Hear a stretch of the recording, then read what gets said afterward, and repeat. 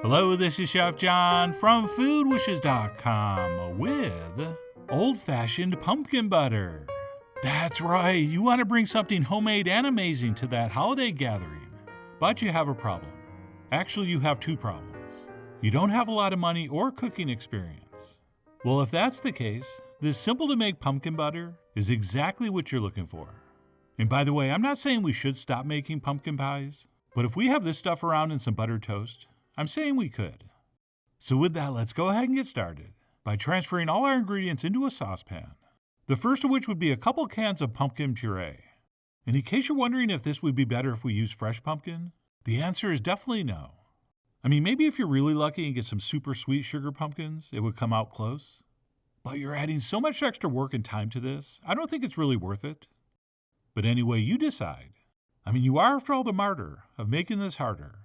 And as long as you're using pure, high-quality pumpkin puree, the stuff in the can, especially for a recipe like this, is the way to go.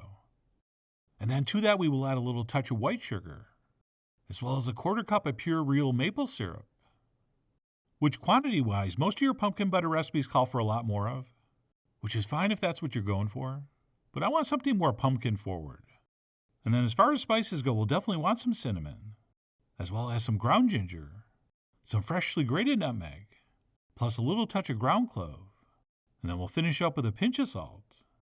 And then last but not least, believe it or not, exactly 1 shake of cayenne. Okay, not really enough to taste, but if you don't put it, it will be missed. And then our last two ingredients here at this stage will be some apple juice, or apple cider, it really doesn't matter. And then a little splash of apple cider vinegar. And a lot of the other recipes call for lemon juice here, which is fine too.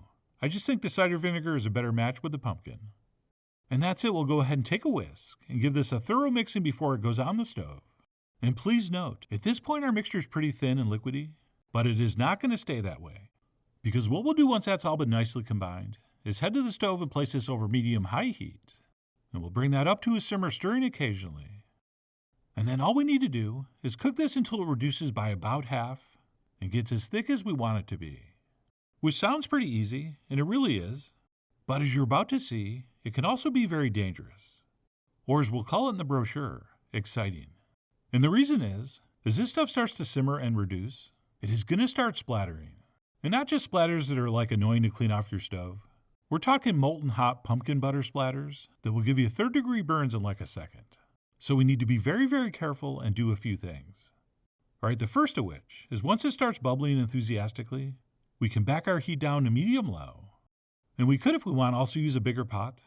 Okay, this looks like I have plenty of room here. And I technically do. But by using a deeper pot, that stuff's going to be farther away from us. And that will definitely help the situation. But besides the pot or pan size, the best strategy is to use one of these splatter guards. And yes, as you can see, this is not the first recipe I've used this for. Oh yeah, this thing's been through the wars. But while not attractive, these things are very, very effective. And will keep virtually all the splatters off your stove. But because this stuff's going to get really thick, and we're going to have to give it the occasional stir, we're still going to have to be very, very careful, because we're going to have to lift it off to do that. So we really want to go slow and kind of jab at it a little bit and do little stirs before we get too aggressive. And if you really want to be safe, you could put an oven mitt on, which really is not a bad idea. But anyway, how we're going to finish this is by cooking it over medium-low heat, or I guess medium if you're a little more adventurous. And we'll do that stirring safely and occasionally until the mixture cooks down and becomes very thick, which might take, 45 minutes? Or it depends. But if everything goes according to plan, it should eventually turn into something that looks like this. Okay, that color is really going to deepen and darken, and the mixture should be thick enough to hold some very sharp lines.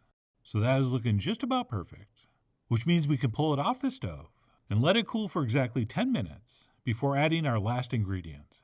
And that would be a little bit of cold, unsalted butter. And we'll go ahead and toss that in and start whisking. And we won't stop whisking until that disappears. And while the butter's optional, I do think it adds a little bit of important richness. But also, once this mixture is fully chilled, I think it improves the texture as well. And of course, if you want to give it a taste while it's still warm, go ahead. But we're going to serve this cold, so really that's the temperature you're going to want to judge it at. And then what we'll do is go ahead and transfer this into the airtight container of our choice.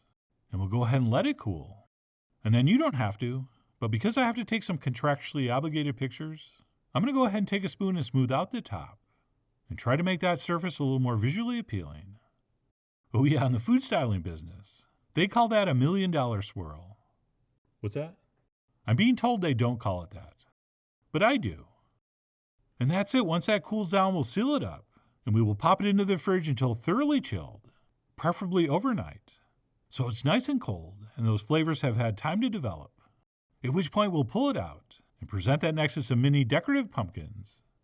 And that, my friends, especially if you're a fan of pumpkin, is one of the most delicious things you'll ever taste. Okay, just pure spiced pumpkin-y goodness. And while it is good enough just to eat off your finger, what we really want to do here is spread this on some buttered toast. Oh, and a quick tip here, an offset cheese spreader that you thought would look nice in the pictures is not really that great of a spreader. So it took me a moment to get that on exactly how I wanted. But it was worth the wait, because when I picked that up and bit in, it was nothing short of spectacular. And then I dropped it, and with the laws of the universe such as they are, it landed pumpkin butter side down. So that was unfortunate. But as you know, we never let the food win. So I scraped it up and finished it off. And it turned out to be a blessing in disguise, because on the second take my spreading looked a lot better. And I achieved what they call in the food styling business, $1 million swirl. But anyway, I was able to eat this one without incident. And I thoroughly and profoundly enjoyed every single bite. And if you're wondering what this tastes like, imagine the best pumpkin pie filling you've ever had, and then imagine it being like 10 times better. Okay, just a deeper, more intense pumpkin flavor, with what I think is just the right amount of sweetness, and just enough spices to make things interesting without becoming overwhelming, which is the problem with a lot of pumpkin recipes. Just way too much spice. But anyway, that's it. What I'm calling old-fashioned pumpkin butter. And by old-fashioned, I mean this recipe was around before smartphones.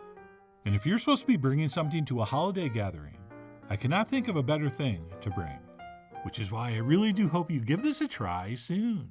So please follow the links below for the ingredient amounts, a printable written recipe, and much more info as usual.